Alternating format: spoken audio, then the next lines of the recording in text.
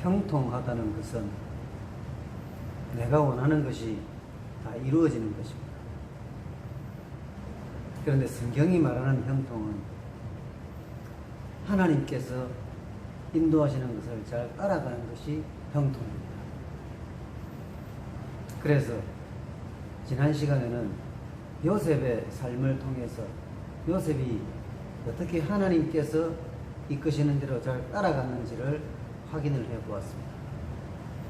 그런데 그 특징이 좋은 날과 굳은 날이 함께 온다는 것이었습니다.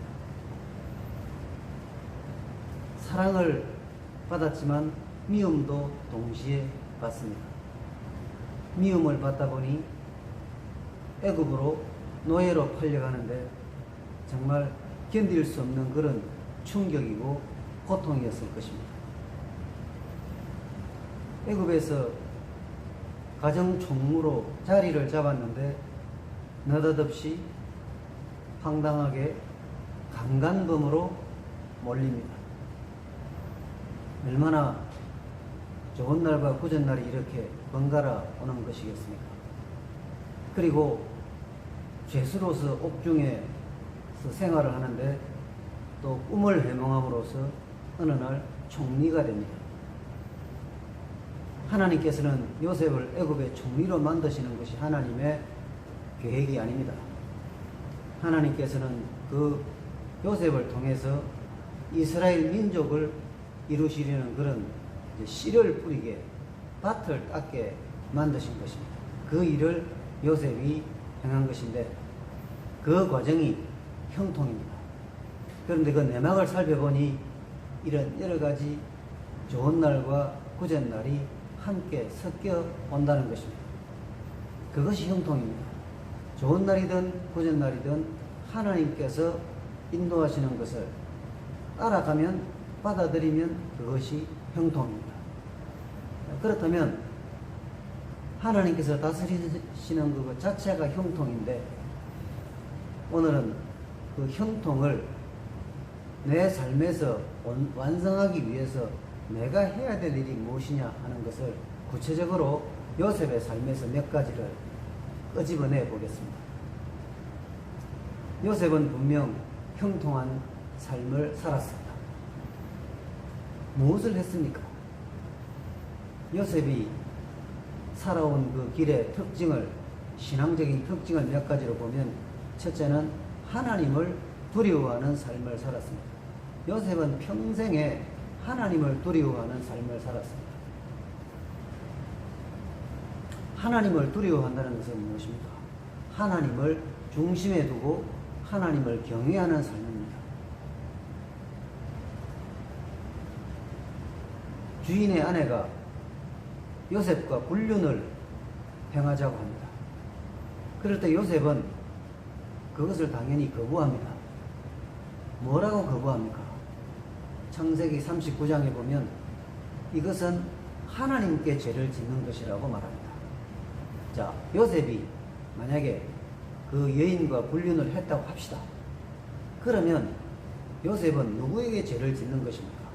보통 사람들이 생각하기에는 남편에게 제일 큰 죄를 범하는 것이라고 생각할 것입니다.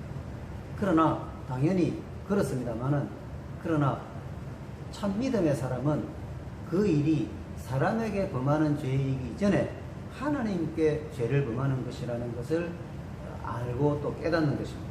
그래서 요셉은 하나님께 죄를 짓는 것이라고 말합니다. 그만큼 요셉은 하나님을 두려워하는 사람이었습니다. 오늘날의 사람들은 하나님을 참 쉽게 생각하는 경향이 있지 않습니까?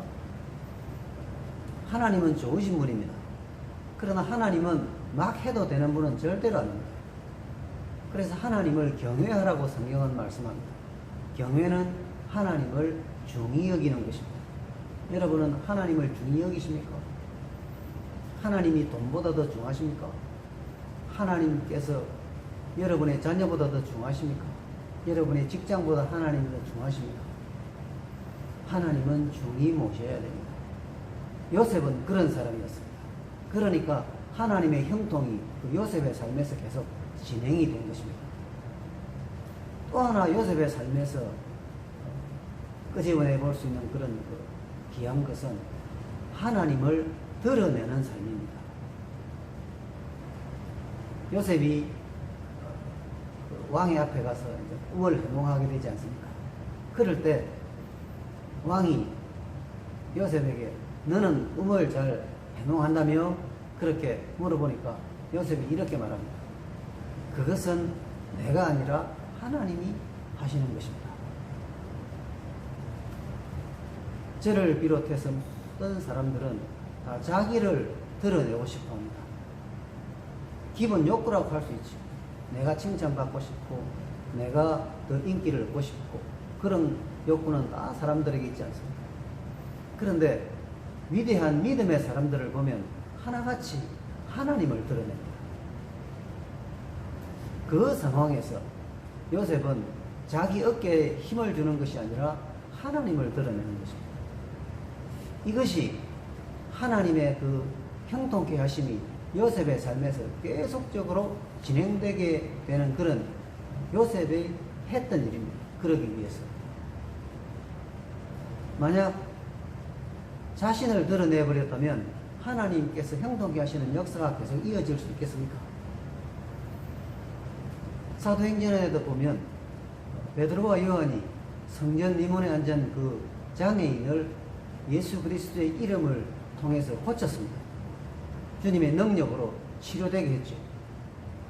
그럴 때 사람들이 몰려와서 자기들에게 이제 다가오니까 베드로가 외쳤습니다. 왜 우리를 주목하느냐? 우리를 주목하지 마라. 누가 이 일을 했습니까? 나사렛 예수 그리스도의 이름을 믿는 믿음이 이 일을 이루었다고 말씀을 했습니다. 다른 데도 마찬가지입니다. 참 신자는 하나님을 드러냅니다. 요셉은 하나님을 드러냈습니다. 가장 결정적인 시기에 하나님을 드러냅니다. 가장 중요한 시점에서 하나님을 말합니다. 오늘날의 사람들은 하나님을 말하는 것을 매우 싫어합니다. 신자들이 하나님을 드러내는 것을 매우 두려워합니다. 세상이 무섭고 세상이 버겁기 때문에 그렇습니다. 내가 이 일을 말해서 내 직장에서 손해를 볼까? 내가 돈벌이에 지장을 받을까? 내 친구 관계에 무슨 장애가 있을까? 이런 매우 불신앙적인 생각들을 하면서 좋은 일이 있을 때 친구와 이것을 나누고 또 기쁜 일이 있을 때 하나님의 이름을 드러내는 이런 일들을 거의 우리는 잘 들어보지 못합니다. 이것은 하나님을 드러내는 일을 이 오늘날의 그리스도인들이 잘 하지 못하고 있다는 것입니다. 교회에 나와서 헌금을 하는 일과 또 입으로 하나님의 영광을 드러내는 일은 또 다른 것입니다. 우리는 하나님을 드러내야 됩니다. 나를 드러내지 말고 하나님을 드러내는 일에 지금보다 훨씬 더 마음을 쓰고 신경을 쓰고 집중을 해야 되는 것이 우리의 신앙의 하나의 과제가 되고 있습니다. 요셉은 그랬습니다. 베드로도 그랬습니다. 드러나야 될 분은 하나님이십니다. 여러분의 삶에서 하나님을 드러내시기를 힘쓰신다면 하나님께서 여러분의 삶을 통해서 이루고자 하시는 그런 형통의 과정들이 착실히 이루어져 나가게 됩니다. 확실히 그렇게 됩니다. 그 다음 또 요셉의 그 생애에서 끄집어내 볼 수 있는 참 귀한 것 하나는 하나님께 소망을 두는 것입니다. 요셉은 우여곡절을 통해서 참 오늘날까지 왔지만 이제 임종이 가까웠는데 요셉의 생애를 돌아보면 참 가슴 아픈 일, 괴로운 일도 많았지만 결국은 성공 아닙니까? 흉년이 들었는데 자기 집 식구를 다 이렇게 아주 기름진 좋은 땅, 고센 땅으로 이렇게 오게 해서 다 살게 해주고 자기는 신앙을 지켰고 또 자신이 이제 하나님께로 갈 시간이 됐습니다. 그러면 요셉은 성공한 사람입니다. 하지만 요셉이 생각하는 것은 이 세상의 것이 아닙니다. 세상적으로 요셉이 성공했지만 그러나 요셉은 마지막으로 이런 말을 그 후대들에게 남기고 있습니다. 그것이 뭐냐? 하나님께 소망을 두라는 것입니다. 그러면서 요셉이 하는 말이 이 땅은 우리가 살고 있는 너희들이 살고 있는 이 땅은 떠나야 할 땅이다. 지금 자리를 잡고 잘 살고 있습니다. 지금 먹을 것도 많고 좋은 집도 있고 지금 뭐 참 잘 지내고 있습니다. 그런데 요셉은 임종에서 하는 말이 떠나야 할 곳이다. 그것은 뭐냐? 요셉은 철저하게 어렸을 때나 청년의 때나 지금이나 요셉은 하나님께 소망을 두고 살았다는 것입니다. 요셉의 꿈은 하나님입니다. 요셉의 목표는 하나님입니다. 요셉의 좌표는 하나님이었습니다. 그래서 하나님이 소망입니다. 그러면 하나님이 소망이시니까 요셉은 뭘 그들에게 전합니까? 이 땅은 떠나야 할 땅이다. 고센 땅, 애굽은 떠나야 할 땅입니다. 그럼 어디로 가야 됩니까? 약속의 땅으로 가는 거죠. 가나안으로. 그래서 나갈 때, 이 애굽을 나갈 때 내 해골을 가지고 나가라. 그렇게 말씀하고 또 하나님께서 약속하셨으니까 아브라함과 이삭과 야곱에게 약속하신 거 하나님께서 너희들을 떠나게 하실 것이다. 그래서 가나안으로 가야 한다. 그것을 전하고 눈을 감는 것입니다. 요셉은 지금 우리 식으로 말하면 어디에 땅이 좋고 어디에 농사가 잘 되고 어디에 무화가 잘 되고 그런 것을 잘 알지 않겠습니까? 총리였으니까. 그런데 그런 말을 전하지 않습니다.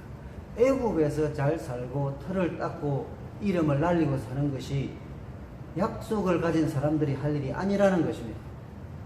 왜 그렇게 생각합니까? 요셉은 하나님께 소망을 두었기 때문입니다. 그래서 이곳은 떠나야 할 땅이고 그래서 가야 할 곳이 어디냐? 약속하신 가나안 땅이다. 하나님께 소망을 두면 하나님께서 예비하신 곳을 늘 바라보게 되고 그곳에 관심을 가지게 되고 그곳에 마음을 두게 되는 것입니다. 여러분, 우리는 약속을 가진 사람들입니다. 여러분과 저는 약속을 가진 사람들입니다. 무슨 약속을 가진 사람들입니까? 하나님께서 우리들에게 무슨 약속을 하셨습니까? 그 약속은 하늘나라에 우리의 거처를 마련해 두신다는 것입니다. 그리고 예수님께서 거처가 준비가 되면 우리를 데리러 오신다고 하시지 않으셨습니까? 우리가 하나님께 소망을 두고 있다면 우리는 이 땅을 늘 어떤 개념으로 봐야 됩니까? 여러분이 누리고 여러분이 즐기고 살아가는 이 땅, 이 가진 것들을 우리는 어떤 개념으로 봐야 됩니까?